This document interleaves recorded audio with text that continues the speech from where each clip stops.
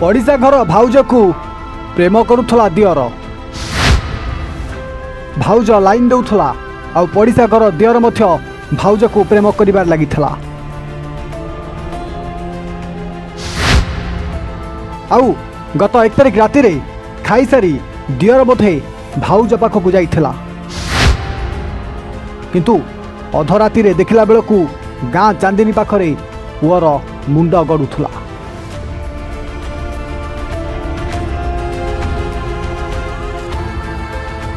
दर्शक बंधु ये हूँ से ही पड़िशा घर दियर जार ना हूँ बबुल। आ बबुल शेष में आउ क्या नुह बरं पड़िशा घर गोटे भाउज को मन दे बसी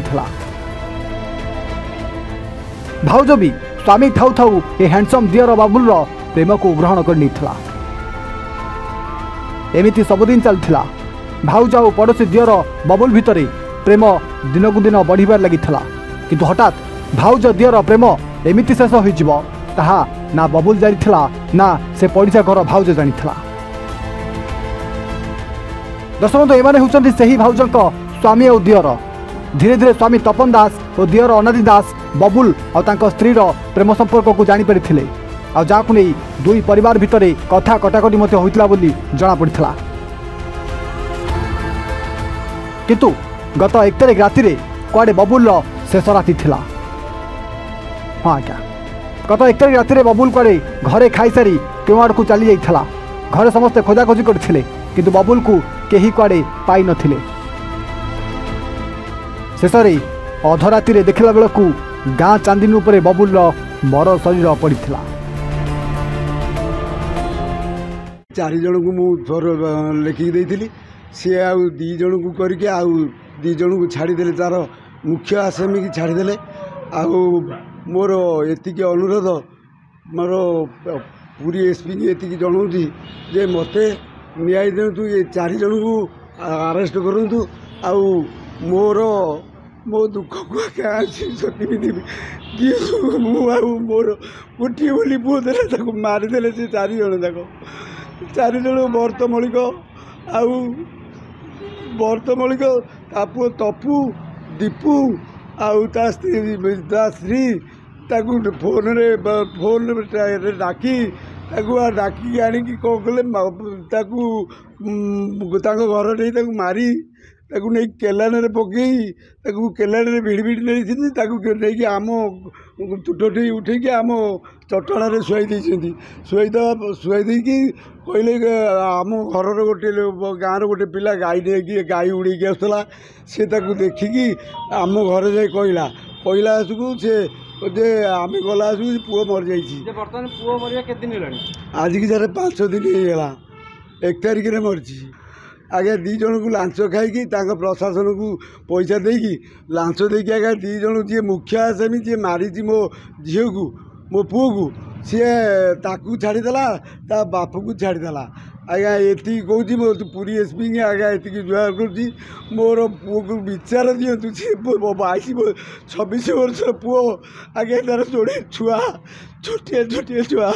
3 वर्ष गोटे गोटे 6 वर्षर से मारिकी फोपाड़ दे आज्ञा पूरी एसपी की ये अनुरोध कर मोर विचार दिंतु मोर विचार नदेले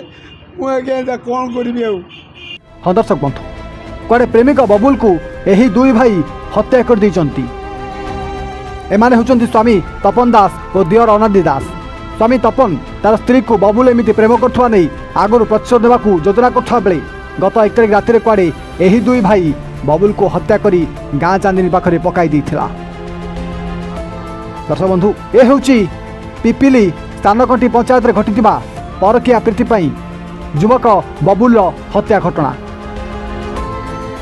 जाकि आज पुलिस से हत्या घटनार पर्दाफाश कर देइछि। मुख्य अभियुक्त 2 भाई को गिरफ्त करी कोर्ट चालाण मध्य करिछि पुलिस। तेबे गत 1 तारिख राति मृत युवक बबुल पाइकराय घर जाई आउ फेरी नथिला। निस्तेज अवस्था बबुल मृतदेह को गाँ निकट चांदिनी ठारू मिलवा परे बबुल का बापा विवेकानंद पाइकराय पुओ को हत्या करथिबा नै पिपिल थाना अभियोग करथिले।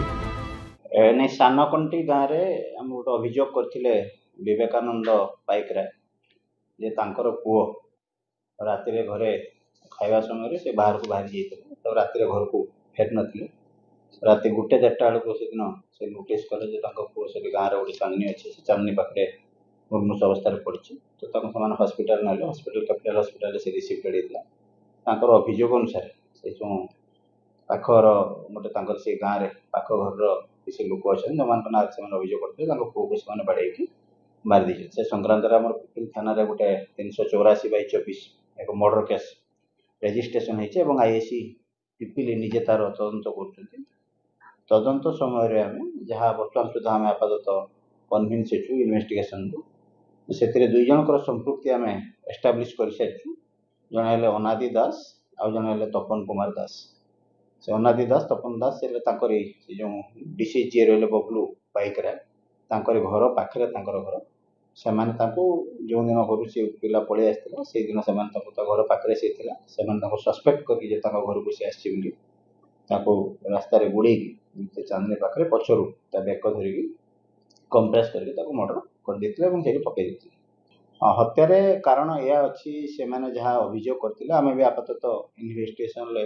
बर्तमान सुधा जहाँ जाना पाइचु से जो बबलू सामंतराय अच्छी